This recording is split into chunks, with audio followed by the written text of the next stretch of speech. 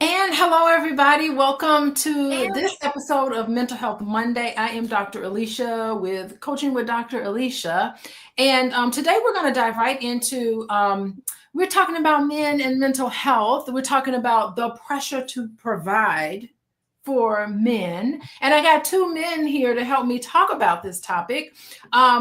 So I'm very delighted to introduce you our remarkable guest. My husband, Dr. Boyce Watkins, yeah, he's a renowned authority in finance. So, of course, he's going to talk about the pressure to provide. And then I have another therapist, fellow therapist, Shaun Marshall, who is also a pastor. So I think together we can really tackle this issue. And I don't think we talk about it enough. Although this is my fourth video on Black men and mental health. The first video I talked about with another fellow therapist, female therapist, and we talked about as women, how can we support our men in their mental health? How can we give them a nice, beautiful, safe space? And then the other video was about trauma, how men deal with trauma and how that has an effect on relationships. But and then another video was you, Pastor Shaun. We all talked about men and mental health and depression. But today we're going to talk about the pressure to provide. But if you want to look at any of those videos, go to the show notes on YouTube and you'll be able to find the videos. And also, just so that you know, when I'm on Mental Health Monday and I do a whole lot of other videos as well, I'd like for you guys to text the word love. Y'all see that there, LOVE to 87948. Text the word love and then you'll get email. You'll get a text message, not an email, but you get a text message that lets you know when we go live and talk about these very important topics. So let's dive right into it. The topic is the pressure to provide and how it affects mental health for men. And I would like to I'll start with you, Pastor Shaun. What comes to your mind when you think about this topic, considering this is our second time talking about this? What comes to mind when you think about the pressure to provide that men encounter? Yeah, well, first of all, thank you for having me back on your platform. It's great to be back with you to dive into this conversation. One of the things I think about is how, for a lot of men, a lot of brothers, and I'll start by speaking for myself, I think that as men, when our provision is not effective, then sometimes our presence can feel inadequate.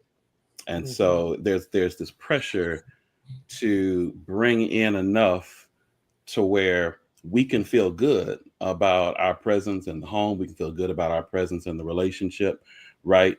We live in this performance oriented, production oriented society where you're expected to provide, you're expected to earn a certain level, you're expected to produce. And there's a scripture that says if a man doesn't work, he doesn't eat. And there's a lot of people who live by that. And so there's mental pressure that comes along with that. And when we're struggling to make those things happen, we're struggling to bring in enough income to make the bills do what they need to do, bring in enough income to be able to create peace and order in the home. It puts a brother in a bad headspace, makes a brother feel like, am I worthy? Am I enough? Am I showing up enough? And so this is a constant stressor. It's a constant thing that's going on in a lot of brothers' minds. Oh my goodness, feeling like you're not worthy, tying your worth to your means to provide. Yep. And if you think you fall short, then you feel like there's something wrong with me. I need to perform better. Oh my goodness, who's putting this pressure on men? Where is this pressure coming from? Is it external? Is it internal? Where are they feeling that they're not good enough? Can you address that before I move on to Dr. Boyce? Yeah, I think it's both. I think it's a little bit of both. I think that society again reinforces this idea that we're all less valuable if we're not producing something of value, right? We're most of us are operating from a place where we're not working from our value, we're working for it. And so if we're not performing or achieving or balling at a certain level, then that's a reflection on our identity. That's a reflection for a brother. It's a reflection on your masculinity. You know, I'm in my mid-40s, and I remember TLC had a song, "I Don't Want No Scrub." Scrub is a guy who can't get no love from me, hanging on the passenger side of his best friend's ride, right? Trying to holler at me. That's right. That's right. And, you know, so I'm listening to the song and I'm like, if you live at home with your mama, oh, yes, sir, I'm talking to you. Well, there's a brother somewhere who doesn't have his own place yet, and he's trying to get his money together. And financially, it just made sense maybe for him to do that. But, you know, that whole thing puts this pressure on him where he feels like, oh, dag, I don't have my own place. Dag, I don't. I am getting a ride from my best friend. Dag. And so I'm not as much of a brother. I'm not as worthy as the brother who has all this stuff, right? So that we internalize that, and that becomes the message by which we judge ourselves. Oh my gosh, we internalize these messages from society, from the music, from the culture, that a man, and women internalize that too, to think that you're not even worthy of a relationship unless you have certain things in place. Oh my goodness. Dr. Boyce, please weigh in on this pressure to provide, since you are a provider. What kind of pressure do you go through? Like, I'm sorry if I put some pressure on you. No, it's okay. I don't mind it. I think that there's pressure for everybody, right? I think women have pressure, you know, to look a certain way and stuff like that. And we know that a woman can be beautiful of any size, any shape, anything like that. But we also know that in my view, there tends to be a penalty in the dating market for not at least showing up as your best, right? You know, so for example, you know, if a woman decides that she wants to eat Cheetos all day and, you know, blow up to 450 pounds, somebody will love her. She'll find a man somewhere, but there are going to be some men who say, no, actually, I would prefer a woman who puts the energy into taking care of herself, right? And what I find with men, and I agree with you, society pressure is unfair.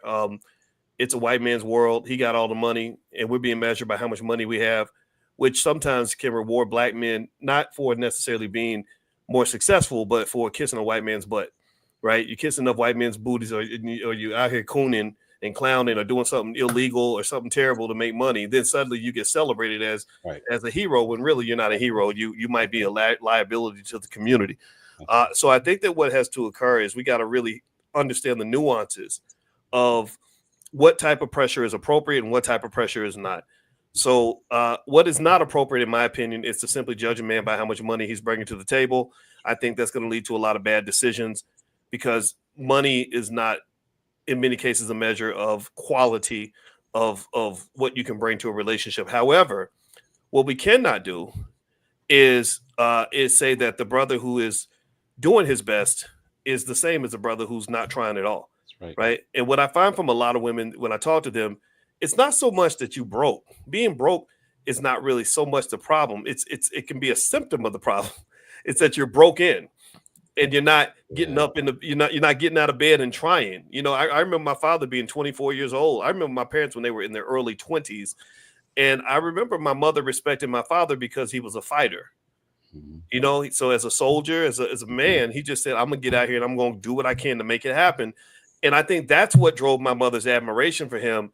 Not how much money he brought home, because he wasn't bringing home no money, but he was out here hunting and fighting and doing all the engaged in, you know, some of those very primitive masculine behaviors that I think a lot of women do admire. And I think that there's biology behind this, you know, so I hope that makes sense. I do think that it's unfair to put all this pressure on young men, because and I got that video, by the way, babe, that you wanted me to share. And whenever you're ready, I'll bring it up. But I do think that there is something happening in America when it comes to young men. And I think it's something that should be addressed as well. Oh, that's so good. But I mean, you know, a lot of women that I talk to say, listen, this is a teamwork. I would like to work as a team. Let's both of us make sure we're putting in our efforts to provide in general. And I think that when I talk to young men, they don't even want to be in a relationship. They don't even feel worthy enough to approach a woman if they don't have certain things in place. And because they're not where they think they need to be, although they're young and it's a process to get there, if they don't think that they're where they need to be, they won't even talk to a woman. They won't even approach a woman, and they don't feel like they're worthy enough to be in a relationship. But the women I talk to are saying, we're a team. Let's work together. Let's all pitch in. Like, you can't, it's important to be successful, but you can't tie your worth to this external thing. And for women in particular, we're not talking about women today, but for women, we cannot tie our worth based on how somebody compliments us, our external beauty or not external beauty. It's it's our DNA. It's what we're born with. You can't change to a certain extent. You can't change the way you look, but at the same time, there's nothing you can do about it. So I think with a lot of men, this performance-based esteem,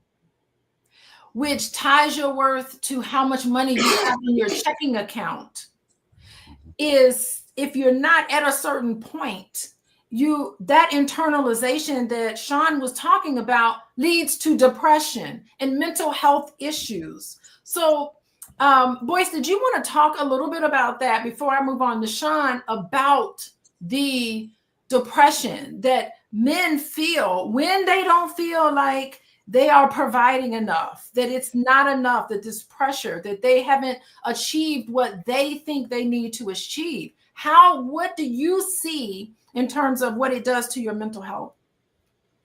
I think it could be overwhelming. And I think that what makes men complicated is that we show depression in ways that are different from women typically. You know, with a man, you know, he might literally be killing himself right in front of you, but you won't see it.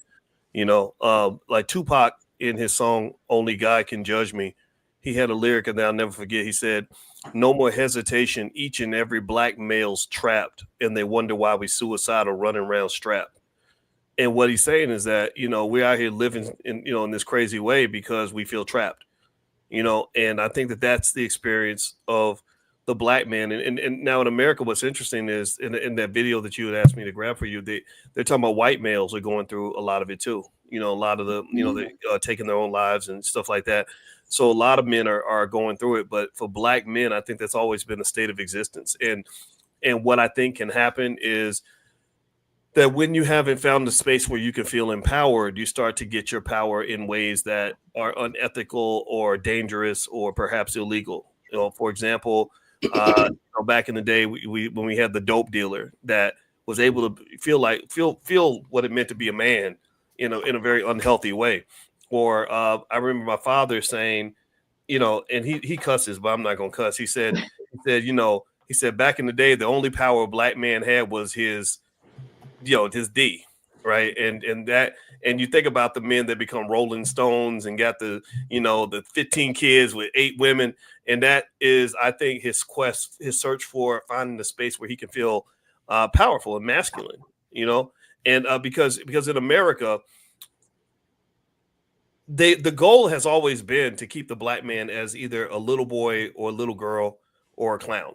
Like, the goal is to keep the black man at the little children's table.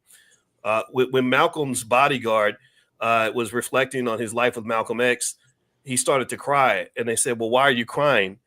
He said, "Because around Malcolm, I got to feel like a man." And he said, in America, they always wanted us to be little boys. So what I think in terms of a solution is there have to be spaces and really, ways to allow men to feel like men, because men and women are not the same. Men and women need different things. And I think that men don't get that. If you're just, going by these Eurocentric standards of masculinity, you're always going to feel like the beta to masses alpha. Oh my goodness. Okay, before we go on, I do want to hear from you, Shaun, but oh my gosh, research has shown, I love research. Research has shown that men are more likely to cheat on their wife if they feel like they're not providing enough. The number one, and you would think that you got this woman who's successful in bringing in all the money. You would think that her husband would be like grateful and want to be loyal to her. but there is a sense that he has lost some sense of his manhood, and that psychologically he's going out and cheating because that's his only way. Like your dad was spot on.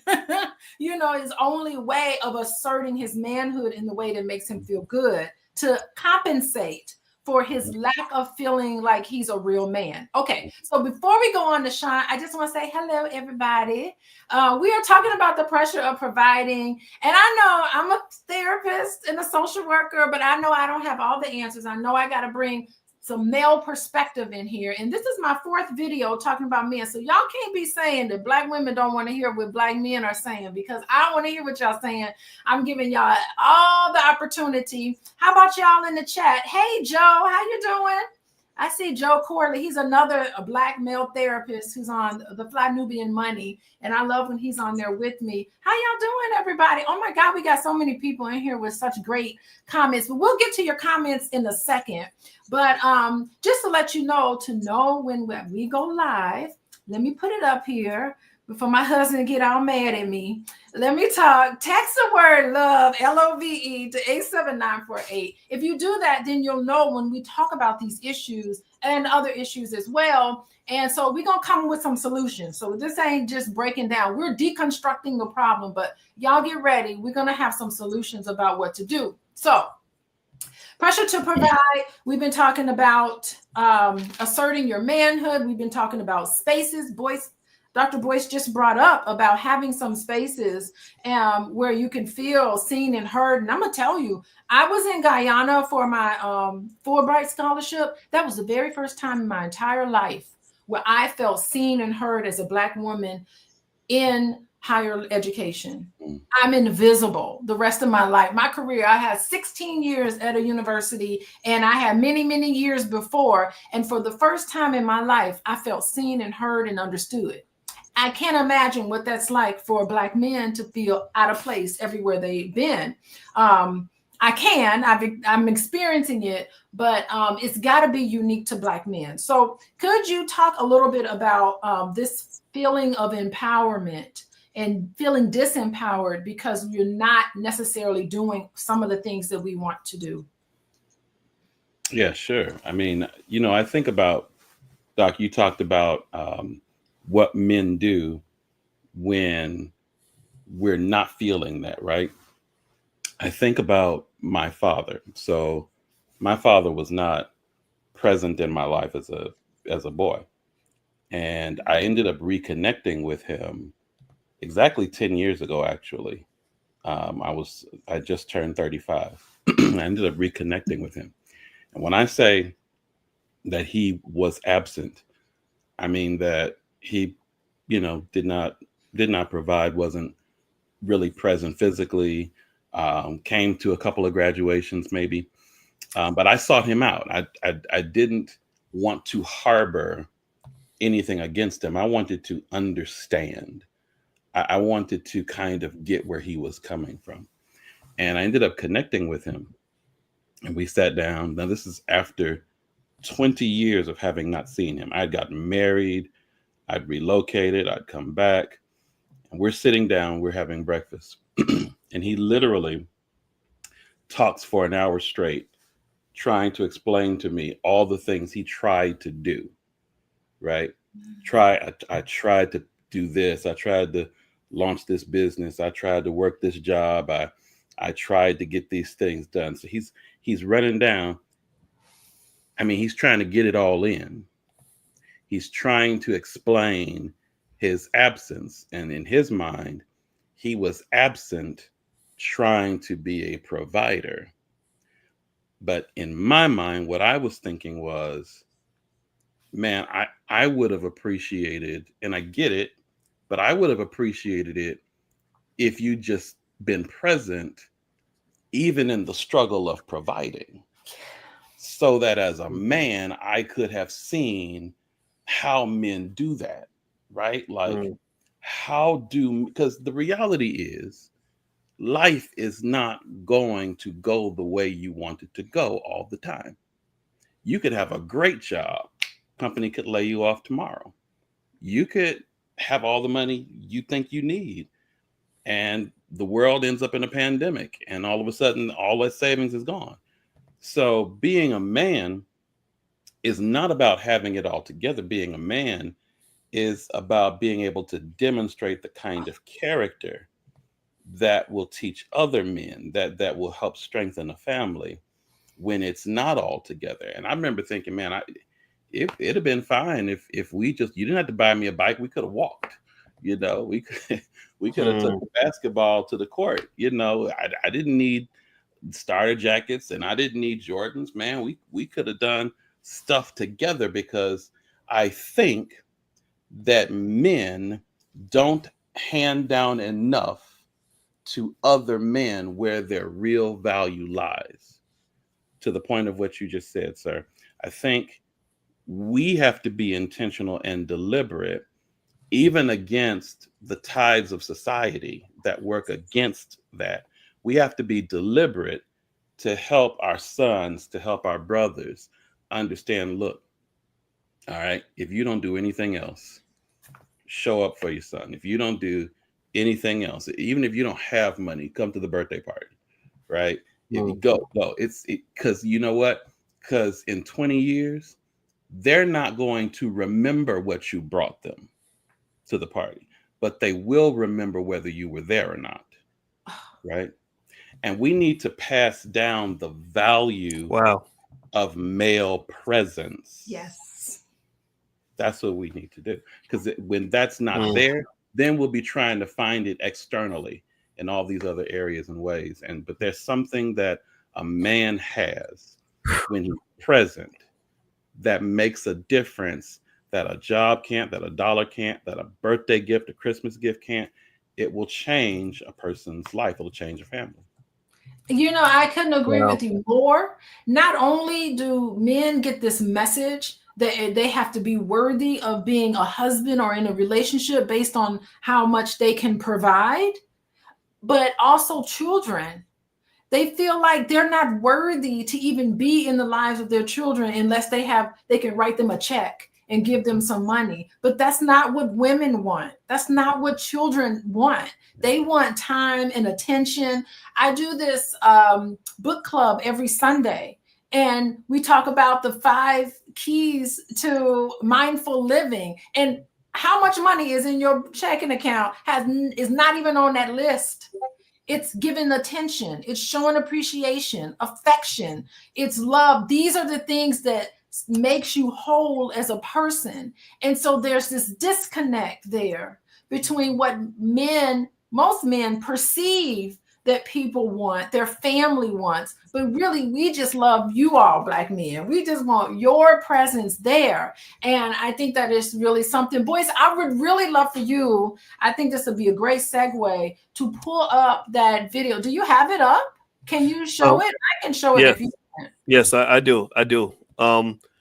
Yeah. And, I'd be curious to ask anybody in here. Actually, when I play the video, give me a yes if you can hear and see the video, okay?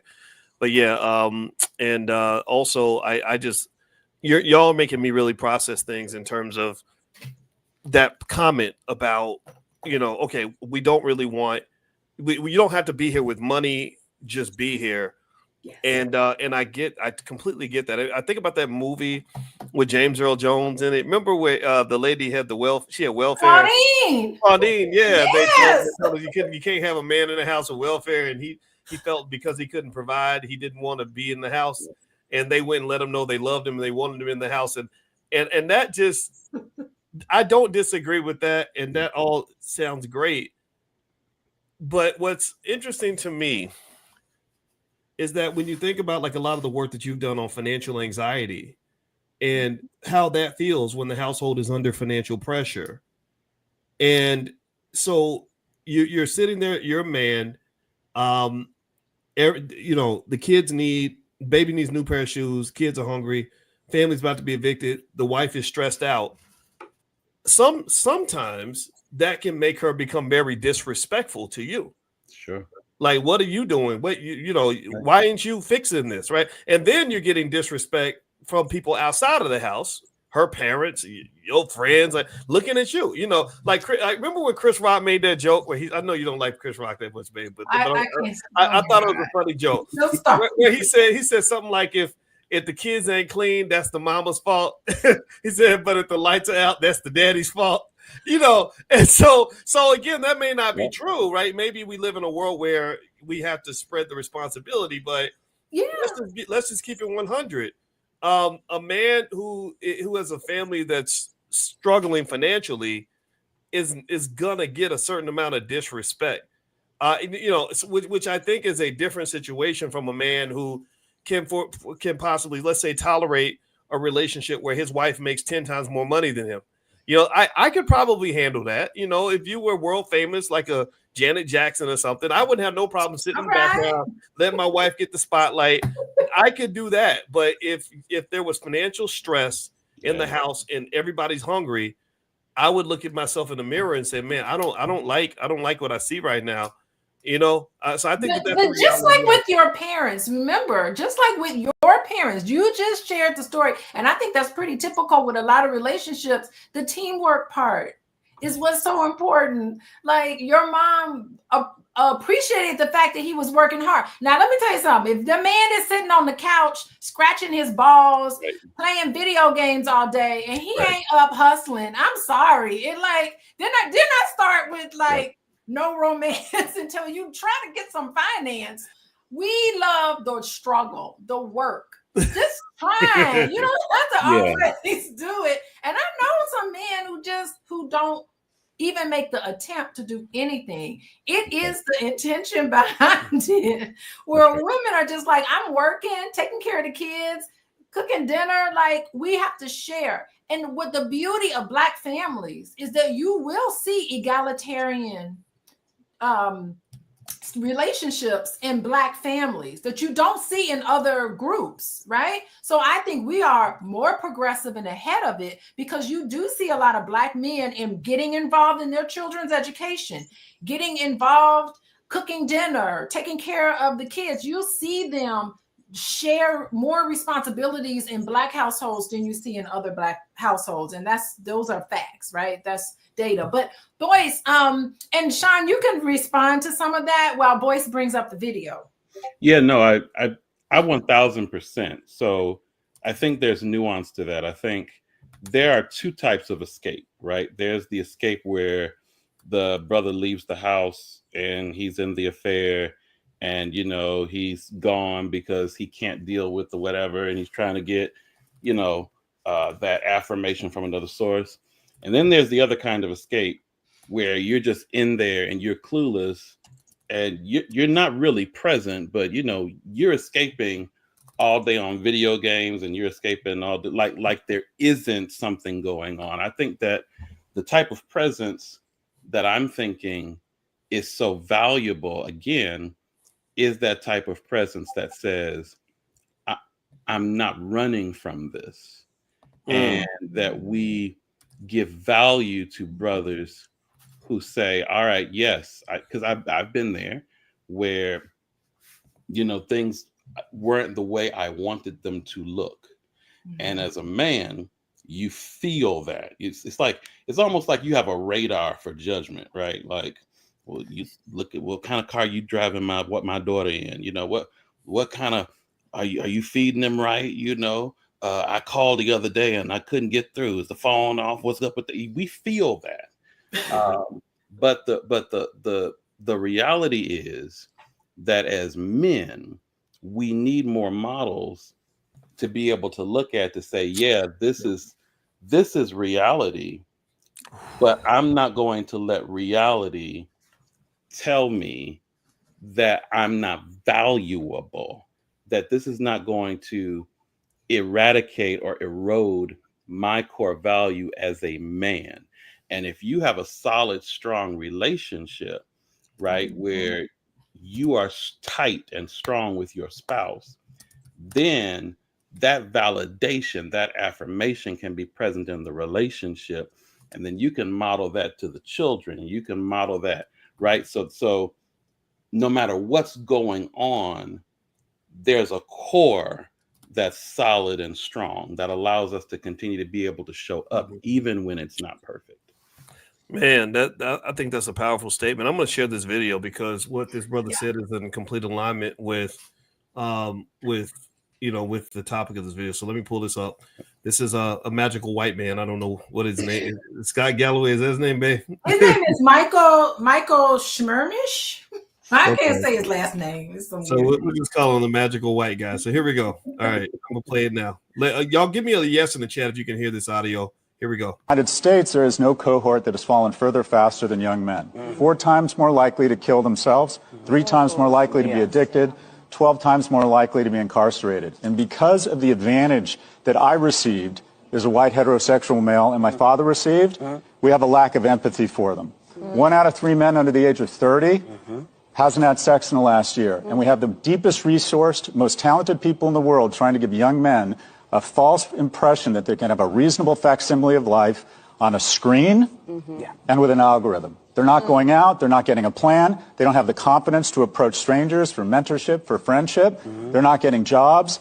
And I hear from mothers and I hear from women. You know who wants more economically and emotionally viable men? Women. Yeah. Women. Yeah. And unless we have more empathy is not a zero-sum game. Civil rights did not hurt white people. Gay marriage did not hurt heteronormative marriage. We have to look at the statistics and understand that our young men are failing. They are struggling. 4 times the suicide rate. 4 times. There are things we can do. This is a call out to all men. The single point of failure when a young boy comes off the tracks is when he loses a male role model. The ultimate expression of masculinity is for a man who is doing well. You don't have to be a baller just trying to live a virtuous life. Is to reach out and get involved in the life of a boy. If we want better men, we need to be better men. Keep that up because I want to play that again. Reactions to what Michael Schmernish said. I'll let our guest address it first.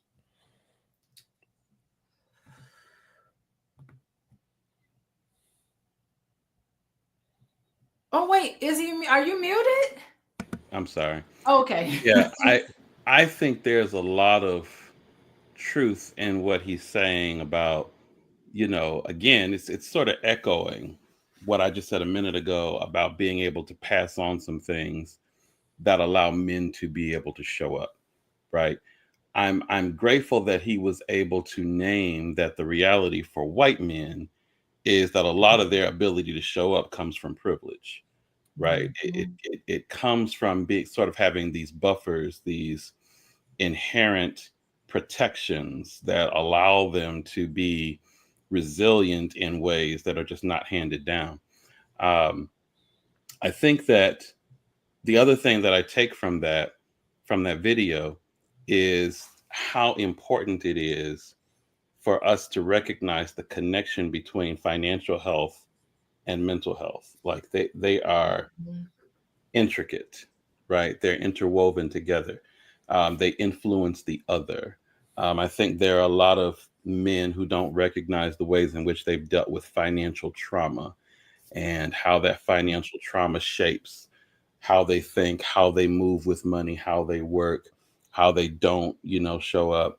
So I think that there's a lot of work that we have to do to understand the emotionality of being a man when it comes to money, right? To be able to point back to, oh, I'm this way because this is what I saw when I was a kid. Now that I can know that and name that, I can go and find some other strategies. I can get some wisdom. I can find a new model.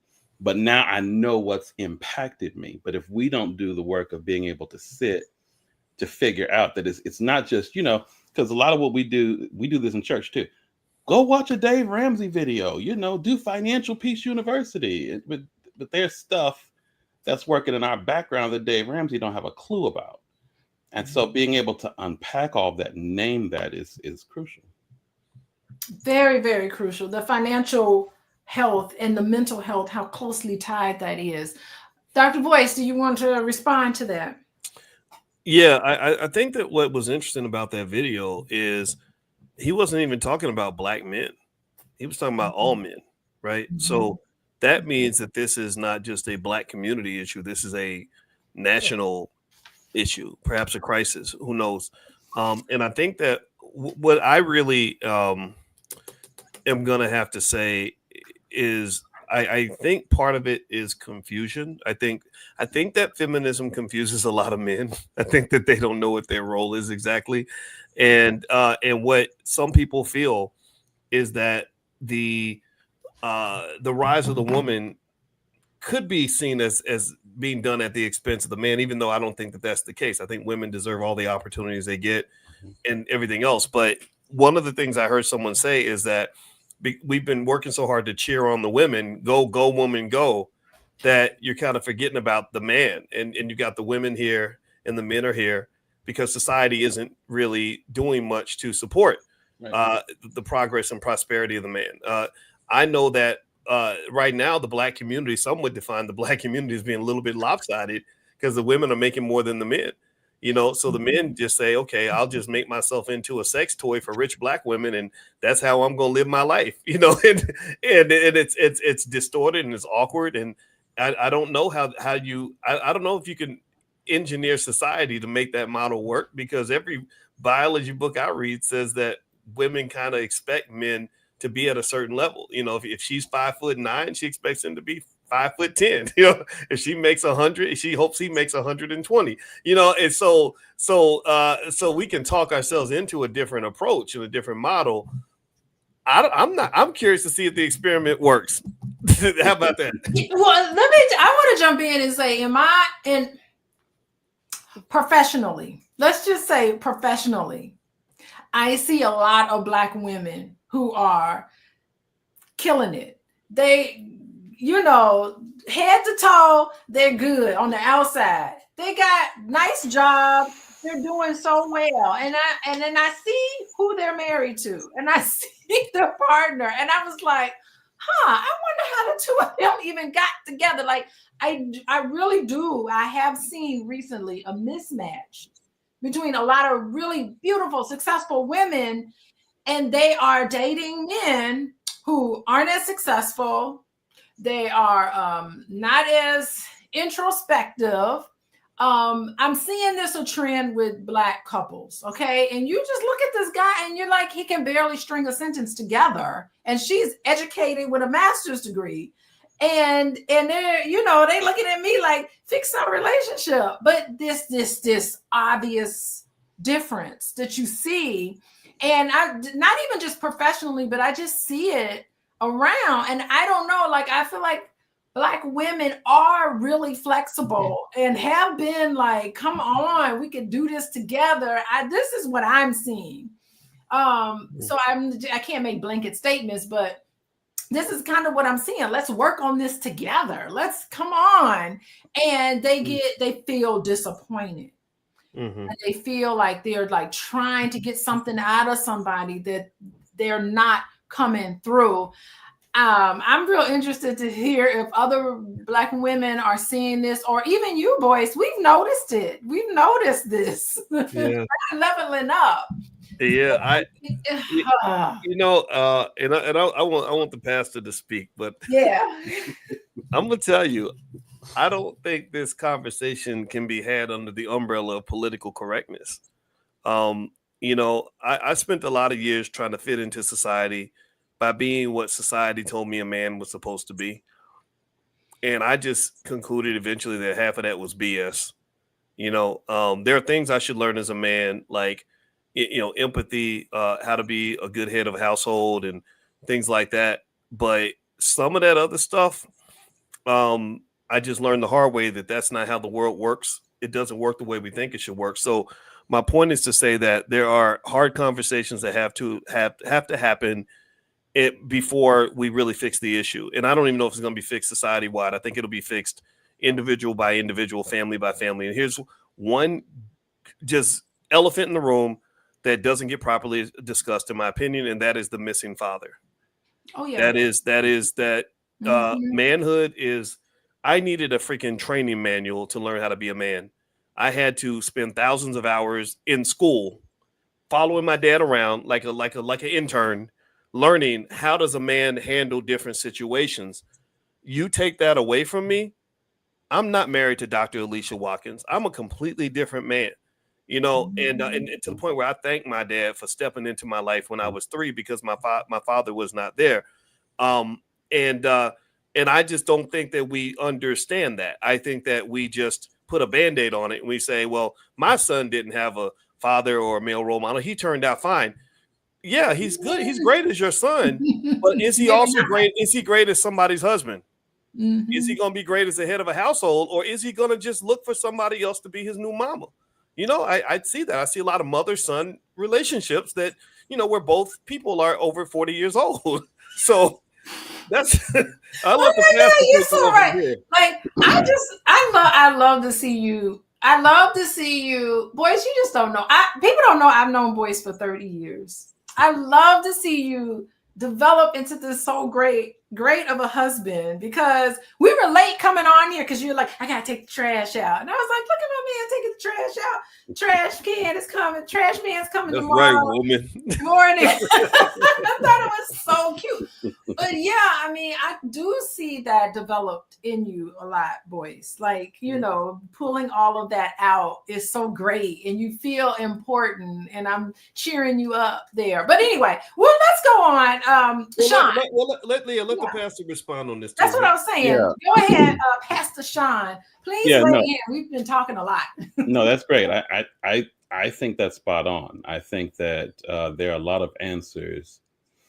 Society does a really good job of making things sound like they make sense when they don't make sense in real life, right?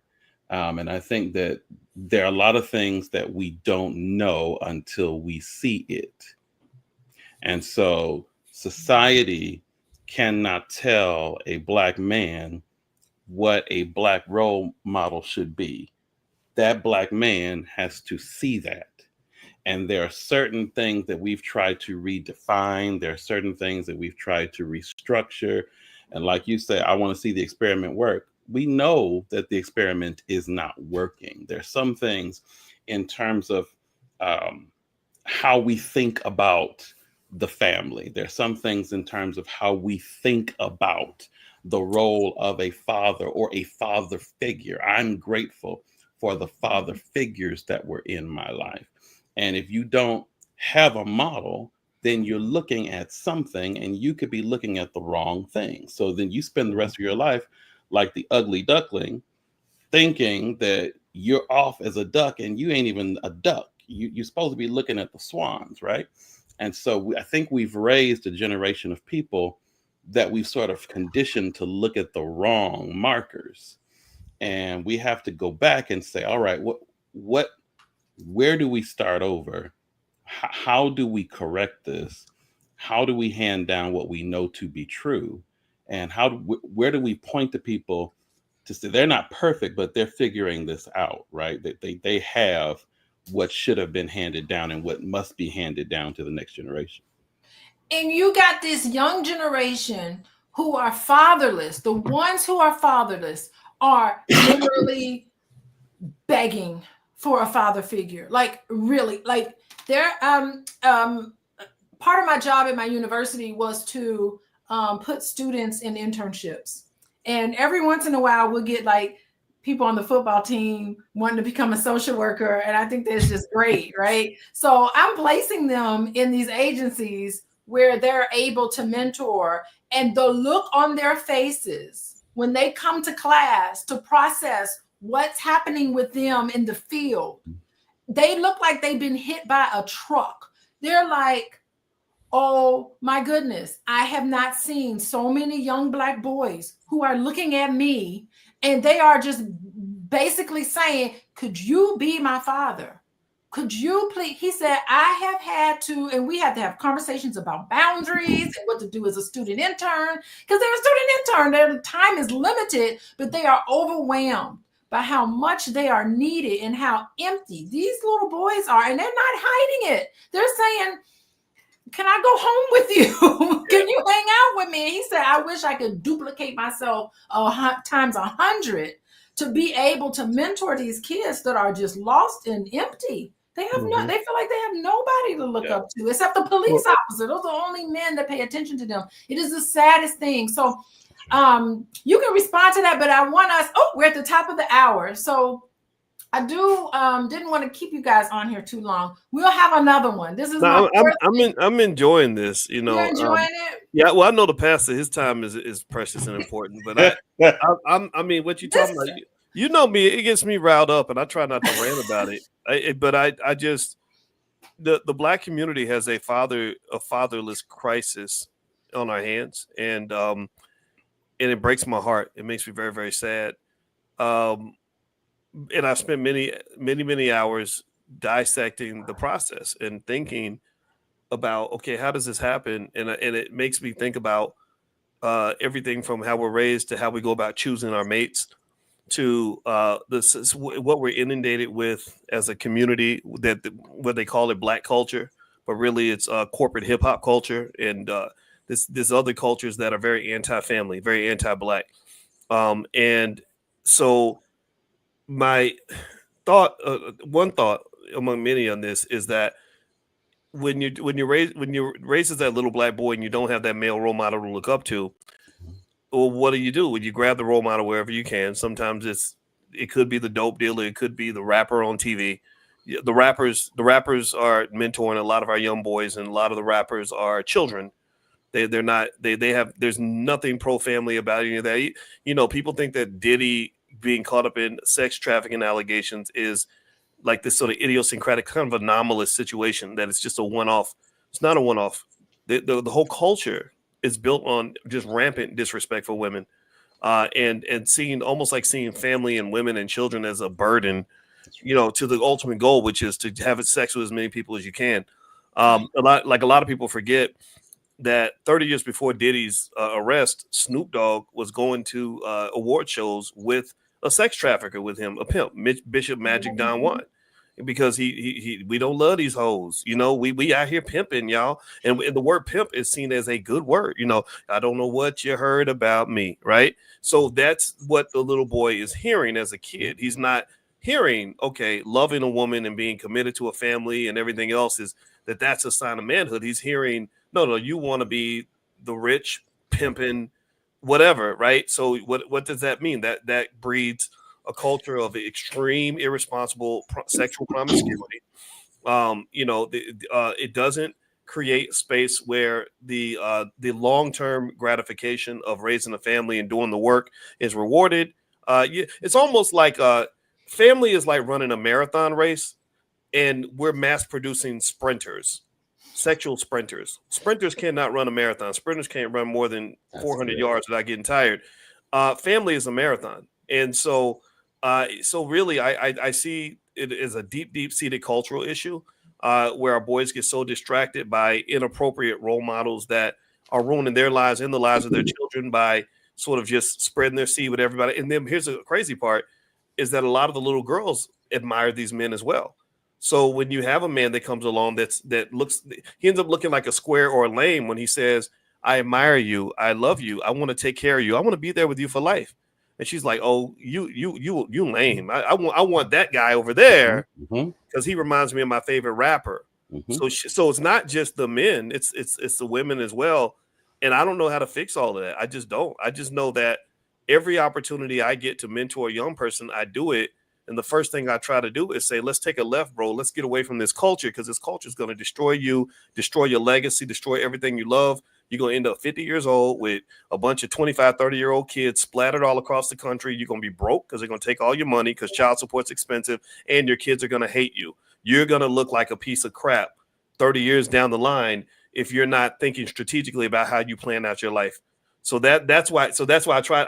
I couldn't talk too much about it because it angers me. It really makes me angry. Yeah. And can I add to that before you take away from it? I think that whole breakdown is intentional. I think that for the last maybe 50, 60 years or longer, that there has been a systemic cultural trajectory that has been set to make the image of the father in the home absent. because we know what that will create. We know that that will create generations down the line, young men who have not seen a model for how to treat women, who have not seen a model for how to raise children, who have not seen a model for how to steward money a certain way. Because if they don't see that, then that will create families and family systems and communities and neighborhoods that are less than other neighborhoods, right? So I think it's intentional. I think it's intentional in how we structure our government systems, our welfare systems. I think it's intentional in our music. I think it's intentional in our culture. I think it's intentional on TV. It's why you look and you see it's intentional in what we award. Here it is, Denzel Washington. He gets totally snubbed for playing Malcolm X, but he gets an Oscar for being the corrupt cop in Training Day. All of this is systemic. It's intentional because we want to hand down that if you are corrupt, that if you are absent, that if you are unmarried, that if you are unfaithful, that's the image you want to aspire to, because we know that that will create 30 years from now an even larger wealth gap. We know that. We know that 30 years from now, that will put this group of people in a position where they will be forced to be the working class, where they will have less choice, where they will have less option, where tax dollars will get allocated to these communities, but not these. I think it's intentional. So when we have that awareness, we have to be all the more intentional to say, hey, I know what you're seeing out here, but there is a true and better and more fruitful path. And here is the model. Here's the example. You're not going to find it on TV. You're not going to find it in the movie theater. You're not going to find it in this music. But if you want it, here it is. Yes, Pastor. Yes. Hallelujah. Yeah, because yes, Lord. yes, Lord. I was watching recently on David Letterman. He interviewed, I love documentaries, but he interviewed Charles Barkley. And he brought up, he said, hey, remember you did this ad campaign with Nike long time ago? I actually wrote a piece on it in my university newsletter. I was in the NAACP newsletter. And he looked into the camera and he says, I'm not your role model. Did y'all remember that? I'm not your role model. He got a lot of backlash because, first of all, he's married to a non-Black woman. Okay. I'm not your role model. But it was interesting. Dave Letterman challenged him and said, wait a minute, what would make you want to say this? I'm not a role model. He said, let me explain. He said, at that time, he was going all across the country visiting high schools. And he said every white high school he went to, he would ask the kids, what do you want to be when you grow up? And they were like, oh, I'd like to be a doctor. I'd like to be a lawyer. I'd like to be an engineer. All of the white schools, the kids loved him. They loved him as a basketball player. But when he asked them what you want to be, they were all listing jobs, a stockbroker. Oh, I want to get into finance. Oh, I want to do all these things. He said every single Black high school he went to, every single kid said, Black kid that he talked to, they all said, oh, I want to be a basketball player. I want to be a basketball player just like you. I want to be a rapper. I want to be, and he's like, listen, I can't be the role model for you. Like, you need to not get into basketball because you talked about it. You're not going to get, not everybody's going to get, it's just not enough space for all the kids that look up to. Those were the only Black men that they could look up to. Unrealistic expectations. The odds of them going to the NBA and LeBron James, as much as we love them, that family is fantastic. And even, football players and all of this, those are the only images that we could look up to. And you can't get into that. So, yeah, I mean, Charles Barkley, explained it, but, he was reacting and responding to something that he noticed visiting around. Yeah. Boyce, did you want to say something to that? I'm just processing it because it's kind of hard to it's a tough problem to solve because we are a colonized people and others they control two important things, among others, that shapes this false reality for our kids. One is they control the money, and two, they control the media, which is pretty much controlled by the money. So, so here's what I see if I'm a white kid. Sure, I see all the rappers and athletes, same rappers, same athletes that you see, I see, but they don't look like me typically. So I'm not trying to become somebody who doesn't look like me. But also over here, I'm looking at billionaires, Mark Zuckerberg, Elon Musk, and people that are really changing the world, Bill Gates, and they're doing that on a very big stage at a very high level, very public level, because they're able to obtain something that black men, intelligent black men, can't get access to, which is financing. Elon Musk would not be the richest man in the world were it not for his ability to go to a bank and borrow billions of dollars. If they had never loaned him any money, he would have went bankrupt in 2011. That he got this close to going bankrupt. So, so really, that's what makes it difficult, because they typecast us in a certain way. They say, okay, when we market black men, we're not gonna. And you saw this happen during the presidential campaign as well. When we're marketing black men, we're not really going to talk about the hardworking guy, the guy who's in his books, the guy who's great with technology. We want to go straight to the athletes. We're going straight to the rappers, right? Because that's what black men do. That's what we celebrate those people for. That's your black job for the most part. And then when we talk about women, we're not going to all the women in the community that are holding it down and creating strong families and, working hard as teachers and counselors and activists and everything else. No, where's Cardi B at? We need to market the strippers and the hooker hoe culture. And then the little black girls are seeing that. They're really thinking that this is, okay, this must be what we do, because you don't see Taylor Swift out there shaking that booty like that. I can't think of any white female that's as famous. She won't do it. She even talked about it. She was like, that's not my lane. I'm not going to be glamorous and beautiful. I'm going to get up there and hello flat butt. She was shaking it, moving it, doing whatever she could. She was like, I'm not going to get a BBL. That's not my lane. I'll let Beyonce take it. But think about that. I mean, imagine if Taylor Swift, think about this. Imagine if Taylor Swift got a BBL and started rapping about WAP and was engaged in the same type of on-stage behavior as Cardi B, Megan Thee Stallion, or some of the others, Glorilla, a lot of them. She would be laughed out of town. They would say, you're out of your lane. That's not what you do. That's what the black girls do. But she's able to make billions being herself. But black women and black men, you're not going to be able to do that, being yourself. You have to fit into these stereotypes. Yeah, because we reward and we fund the continuation of the destructive images. We reward and we fund that.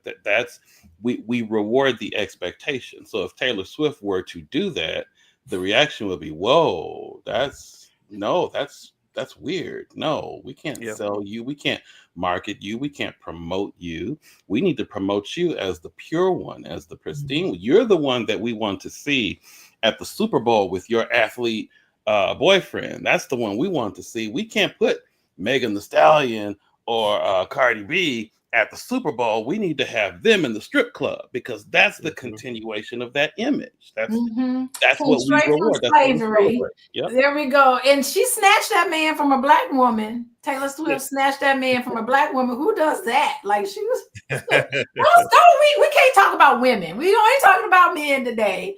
But listen, okay, we have broken down the problem. Let's construct. Let's do some construction. Let's have some solutions. Come on, black men, give me some solutions. I'm all ears. Okay. Well, tell me what you want to say. Who wants to start? Well, I'm gonna let the pastor start. First thing I'll say though is anybody who likes what we do in here and enjoys this conversation and wants to be a part of Mental Health Mondays, text the word love to 87948. So put that on your phone real quick, so we can stay connected, because maybe this is a part of the solution, right? Is building Black-owned media. Yes. This is one of the few platforms out here where you can find therapists and smart people, like Pastor Shaun. Pastor Shaun, correct? Yes. Pastor Shaun and my wife and a lot of other, there are amazing Black people in our community. And I personally just think that it's up to us to decide that we're going to give spaces and platforms to them. So give me a yes in the chat if you could make that commitment to just follow, just support. When people come in, that would mean a lot. It ain't gonna cost you. You ain't got to pay no money. Just pay attention. And so I'm gonna let the pastor go ahead and lay out his solution. Go ahead, please. No, absolutely. I was going to say just that. I think it's really important that we dial into the spaces where the conversations are being had. It's really interesting that we know these things, but the spaces where we talk about them tend to be limited to like barbershops or during the commercial of the game, right? It's shooting the breeze, but we need to be intentional and deliberate to be in spaces and to support platforms that are having the conversation, because that gives language. These conversations give language to the issue. It gives language to the brother who is struggling, who can tune in and say, yes, that's it. That's how I feel. We need that.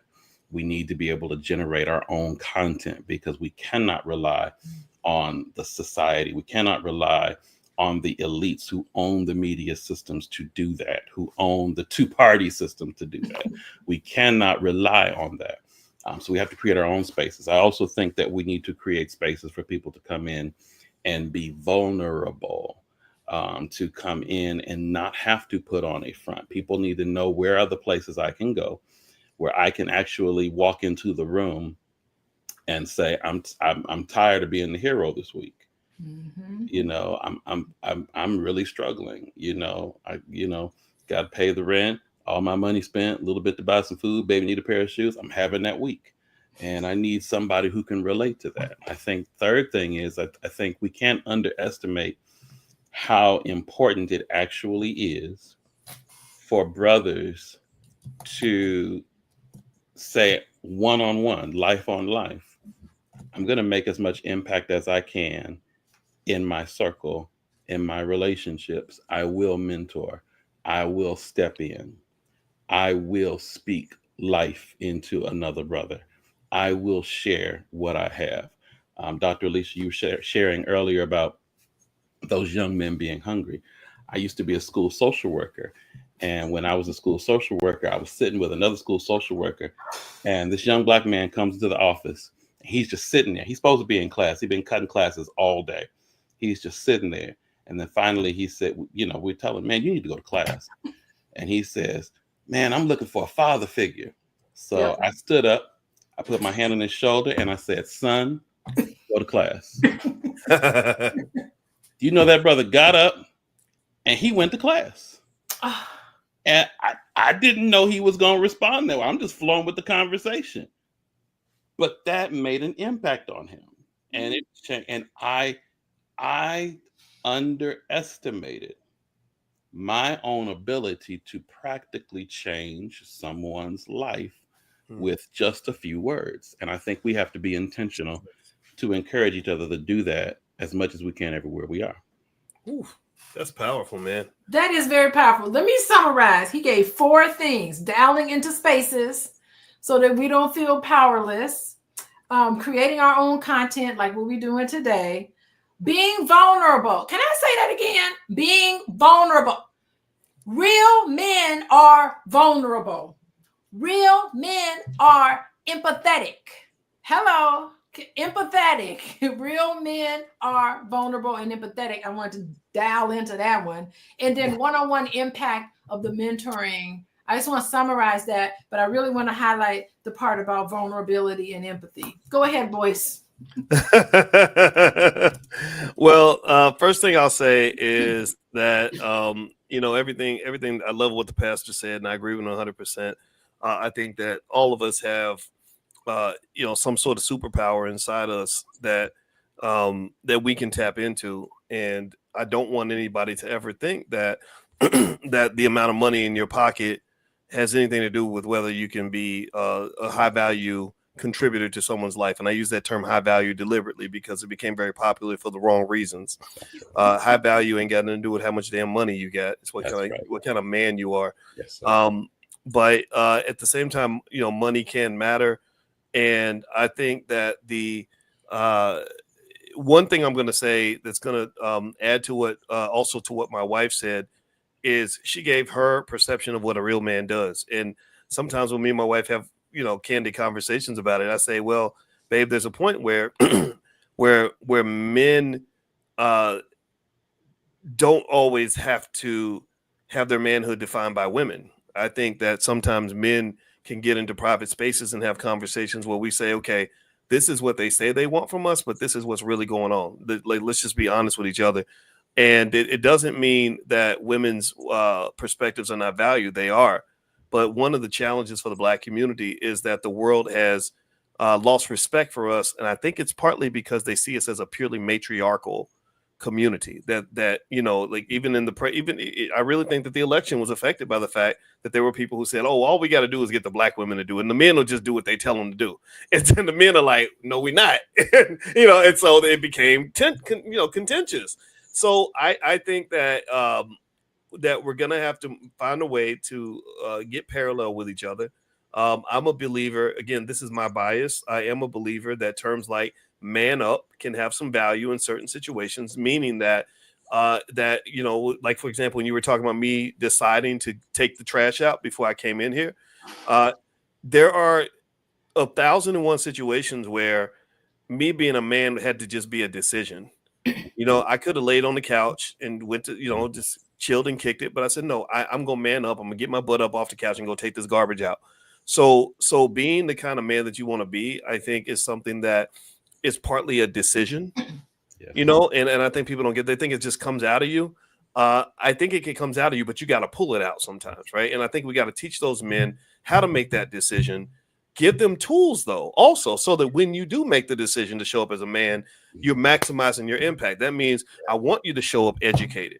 That means I want you to show up financially intelligent. That means I want you to show up emotionally intelligent. I want you to show up confident. And then when you activate that switch and say, okay, the situation calls for a certain type of leadership. Oh, I got this. I'm here. I'm present. You understand? And so I really think that these conversations have to be had. I would really love it if we found some way to be conscious about a lot of things. Like the pastor was talking about being conscious just about the media and things like that we take in, all that poison, but also even being conscious about how we even build our families. When you're picking that partner, this is why things like therapy are so important, and that ability to have that introspection to know where your deficiencies lie. We all have them.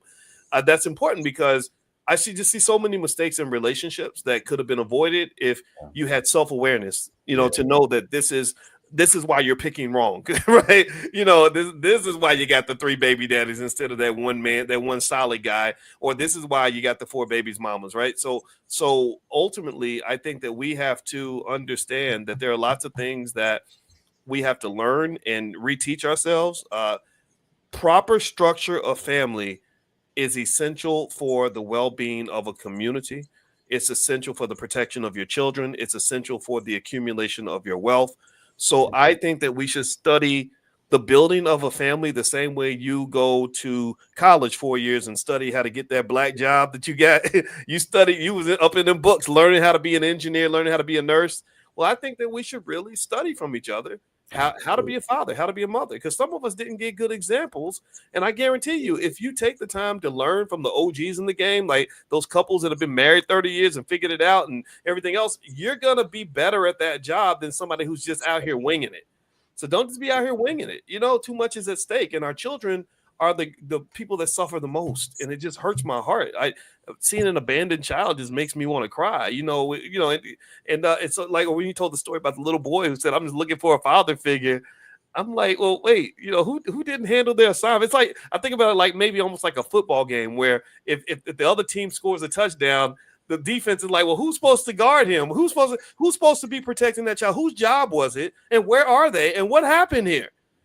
So that's, I think, as a community, the more we have these conversations and the more we get away from the oppressor when we have these conversations, the more we'll come to the right solutions, the winning solutions, God's solutions, instead of massive solutions. Massive solution is, welfare checks and, and all these other social policies they push forward. I think we need to find our own Black solution, and that's where the answers are going to lie for our people.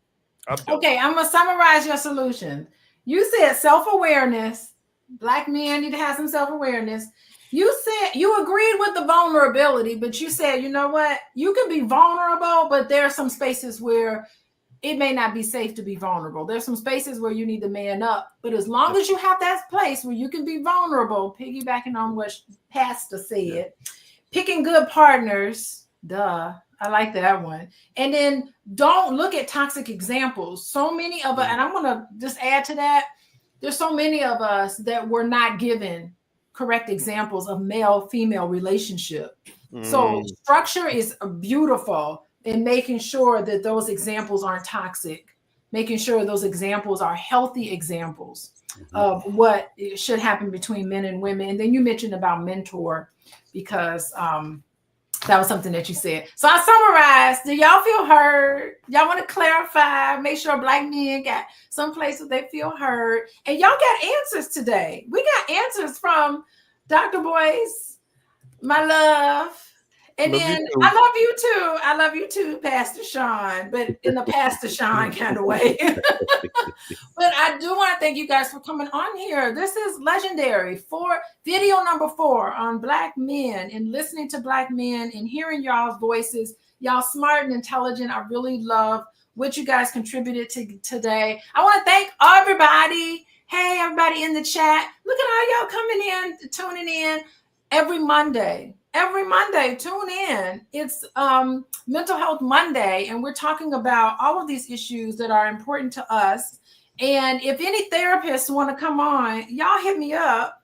Any therapists want to come on here and talk. You gotta give me your email address then, babe. Alicia at Coaching with Dr. Alicia. Coaching with Dr. Alicia everywhere. That's my website. I'm on Instagram. I'm on Facebook, Coaching with Dr. Alicia. Thank you, boys. But how can they get in touch with you, though, if they want to come on your show? Hit me up in the DMs. Hit me in the DMs. I'll connect you to the people who will help you get in. So hit me in the DMs. Send me a message. Man, people know how to find me when they want to. Coaching with Dr. Alicia. You can find me there and let me know. And then I will I'll definitely get back to you. What I miss out? What I miss, boys? Well, let me ask you, does Pastor Shaun you got a website or a book? Or I do. YourNextMoveNow.com. Okay. Yes. YourNextMoveNow.com. Your Next Move Now on YouTube. And I wrote a book, Transition Decisions, How to Get Unstuck, Embrace Change, and Make Your Next Move Now, for people who are trying to navigate change.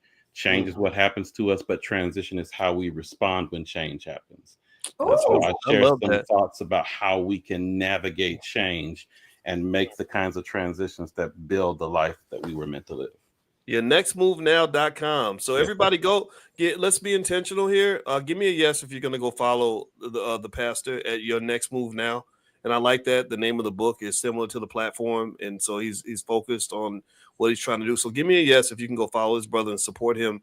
We have to be intentional about supporting him. Just go there, hit that like button. And if you want to go to the website, check out his book. I think we should support people in the community who care about the community. So I want to say personally, thank you, Pastor Shaun. It's my first time meeting you, man. I love what you had to say, brother. And I look forward to meeting you in person. And thank you, babe, for having me on. It's been a pleasure. And thank you, everybody, for hanging out. I appreciate y'all. Bye, everybody. All right. Bless you all. All right. Bye-bye.